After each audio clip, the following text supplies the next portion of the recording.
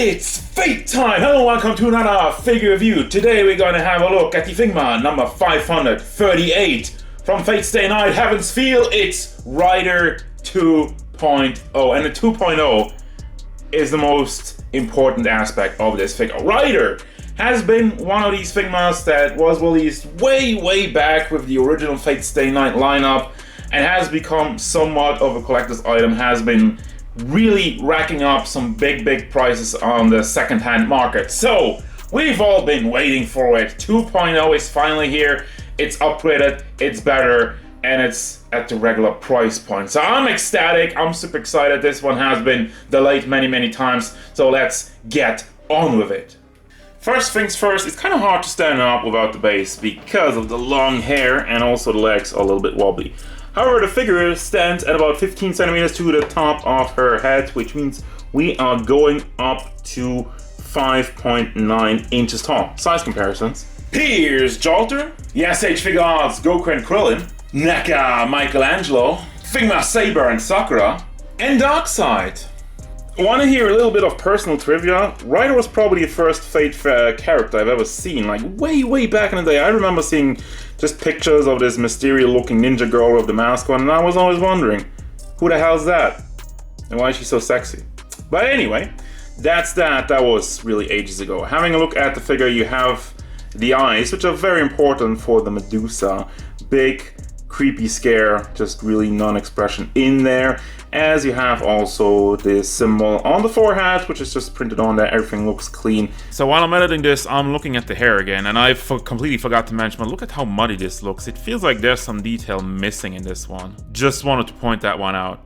You got the crazy, insanely long hair, which does look good. Has the right coloring on it, and most of it is soft plastic. But I love that they made like multiple strains of it. Now, what I don't understand, I don't know what's going on with the choker. It has the purple, and by the way, it's metallic purple, as everything on here on this figure. But what's up with the upper red line, which is bleeding and seems way too thick? Is that supposed to be like the inside of the choker? I really don't know what they were going for here, but it doesn't look great. The rest of the figure obviously is in the matte black, which is very simple, but very fan servicey. Because, I mean, she's basically naked with her skirt. And as far as the rest of detail for the figure, you have the bolts in the purple in there, have like a little bit more of a silver, and there should be bolts in the gloves, I feel like, but they just made some dots over there. I'm not 100% sure if that's supposed to be painted also in gray or not, but I guess they molded it on, so at least that's something.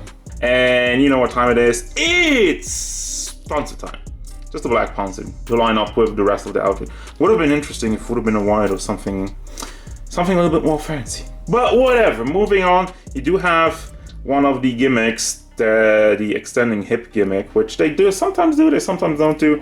And I feel like it's very important for Rider in particular, because, you know, she has a lot of poses where she bends over and she like basically just kind of crawls over the ground and whatnot. So you gotta be able to do some of that. Now, one issue I have though, the legs are fairly wobbly. I mean, it's not the worst thing in the world, but what is it these days that my leg movement is just so wobbly all the time? So that also is a problem of standing her up, but you do get the base to compensate for that, and there's some more purple in the boots. Obviously, it's simple, but it does look good. Now for the articulation, yes, I got in the T-pose, I don't really know why, but everything is really unhindered. Even like the head has good motion because of the soft plastic hair, so you can bring that back and forth. Can tilt it side to side, even like a little bit more to really give it like a creepy look. And obviously it does turn. Would turn all the way around, but you know, the hair gets in the way with that. Also the neck is on a ball joint, which it looks weird. I'm not sure if I like that they did it. Well, then again, it's pretty important, fairly important for the posing to kind of have a lean forward and look up. As I try to recreate it, but the head just kind of pops off. But yeah, you do still get a good angle of that, so that's pretty impressive. Does the job. Then for the hair, well, I have a bit of problem with the hair because they have these big parts, the two big parts are just on hinges and they don't stay up. So if you're going for action poses where you really have to running or whatever and you want to go the hair to go up, it does not hold the pose. But as you can tell, it's just pegged in there. So I guess you can rotate it on the peg a little bit, but that's not really supposed to work like that. And the rest of it is just soft plastic. So yeah, there's also no wire in it, so you can't really pose the hair, and that's kind of weird. I mean, again, for action poses, it kind of sucks in that regard. Shoulder articulation, same thing as always. You have the double balls, one ball joint in the chest area, can bring that forward, back, and also you have the ball hinge on the other half, so you can bring that up and down. You can also rotate it on the ball itself, and also again on the bigger ball hinge. You have some more rotation in that, and even you have some more rotation in here, which is very stiff, but you have bicep swivel to where the glove starts. And then you have the simple ball hinge in the elbow and another ball hinge in the hand, can bring that up and down, and also rotates. And the front part over here is also just connected to it, so you can rotate that with it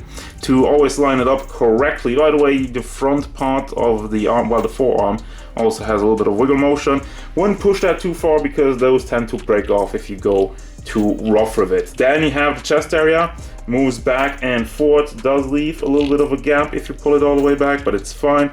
Does tilt side to side, and also, I mean, you can push it all the way around. That works. We got that. The skirt over here that covers the hips is soft plastic. It's not connected anywhere, and as I've shown, if you pull down the hips, you can get some very good forward motion, backward motion, same thing. And it also tilts side to side very freely, rotates around down to the legs, which move forward, out to the side, rotation in there, and also the swivel, which is kind of coming in here. But I want to show the rotation in there. And then you have the ball hinge in the knee, and another ball hinge in the foot, which goes forward to the back, does tilt side to side, and you do also have the toe hinge.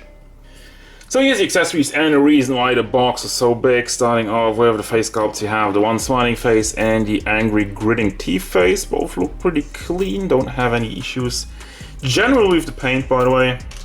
And then you also have the mask, which I usually don't put like masks on my characters because I like to see the faces and the eyes.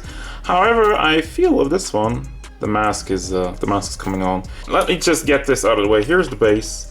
That's included with every Figma, and all the Figmas also have this thing which you can put on the top. Well, all the Figmas don't have this, so a little bit of history lesson there. And you have the hands, open hands. Well, kind of freakishly open hands. I guess that's when she's crawling around and whatnot. Then you have the fist hands and the holding hands for the daggers and the chains. Here's the daggers and the chains. Let me zoom out for that one again. Now you have one, which is just hard plastic. There's no wire in there, but you have two options, two pose options for like more action poses.